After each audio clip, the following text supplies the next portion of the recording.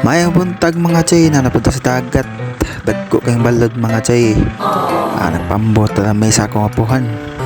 Iya kong gihatod sa takot kilayo-layo daw. Yung dagkong baod. Sa ilang. Tahan lang makabot-abotag sa'yo. Unya pagkabot ko dito sa takot mga chay. Asaw na yun ta mga chay. Naanay sa mga gilawmon mga 13. What? Kanang spata mga chay. Panagsara na area kay panagsaan daw na. Perting lauma mga chay.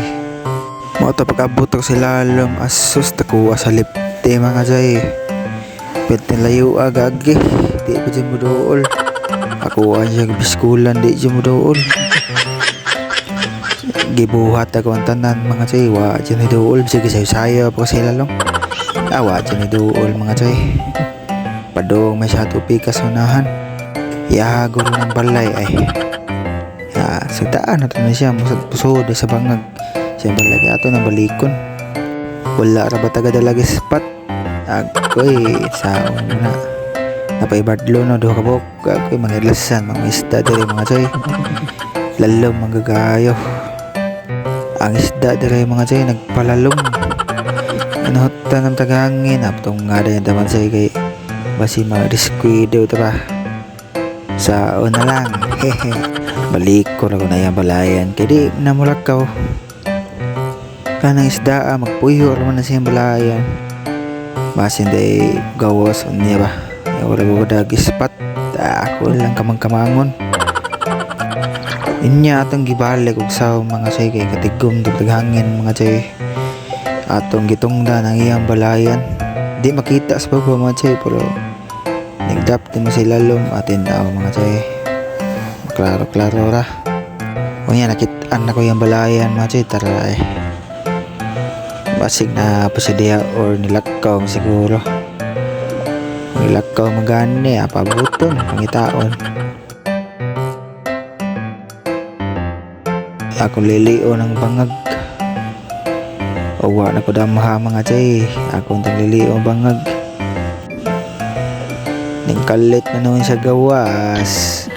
Pagtindol ita mga chay. Kasi yung bangag perte hindi mabawas yung bangag eh.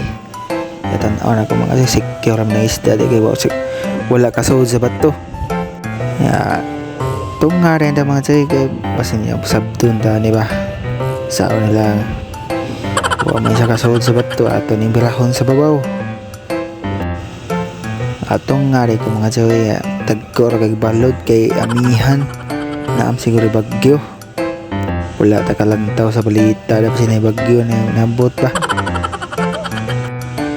nagkapilaw mas bata mga chay kantel sa takot kaya ang mabaw lubog mo na naading tinaw sila long ako ang ibunlot ang ista mga chay kay madaharan to bunlot mga chay kay wala ni sa bangag yan may lang di masabod ako asang ibira mga chay jibay gahi ulit pero makuha ni tataw kay pa mo to kasod si bangag o to ko ang gibunlot mga chay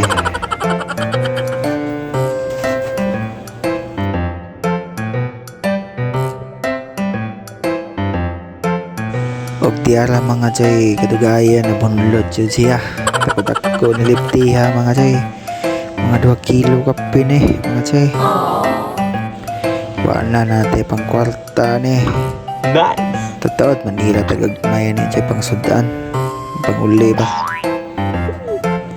lamiya sabaw ni mga chay takko dyan yung liptiha mga 2 kilo ito nga yummy o niya nagpadapling ko mga chay kay ikusog man ang bawod mga chay na wala may namasol ako lausa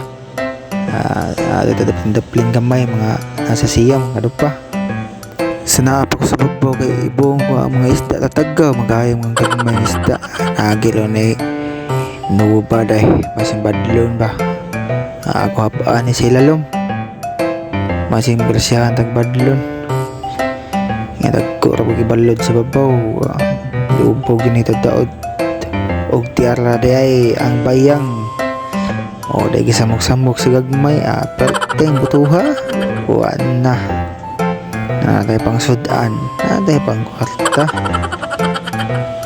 May gani ko kabuhi ang bayang mga chay kay tumoy labagayo sa pana. May gani atong flapper ukab na yan. Taha na lang ni lapad-lapad laban ng isda. Mga duwaon po ni kilo kapin ay. Sakto yung mga duwaong kilo mga chay. Sana all. Ngano nagtagilid-tagilid mga chay. Boto nun. Misag takaar lagtira kay lapad kayo. Boto. Kusga na rin isda mga chay lapad na yan. Nagkisi-isi niya ba? Tasik tinaw na tayo. Huwag mauna kong kuha ang mga chay duwar ka buhok kay alas 9 na masabuntag yadag ko nakagbalod. Lamin na hinay nagkawas pa dong daplin. Pag-abot sa kas daplin mga chay sugat ya akong upuhan. Iya siya palitan na niya lipte. Sige. Ito kwarta na mga chay. Pag-uli na ko nalagapasudan. Tahan na lang siya na magkugita. Nya puho na po mga chay. Salamat sa paglantaw.